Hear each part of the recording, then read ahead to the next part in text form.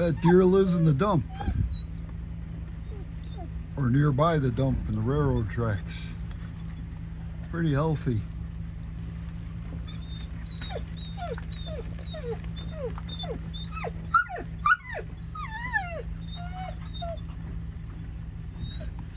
And we are only 30 feet away from it.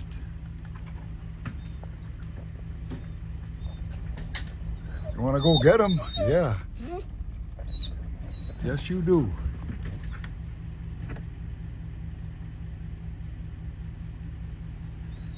Nice, cool, shady spot. I think he's waiting for some handouts.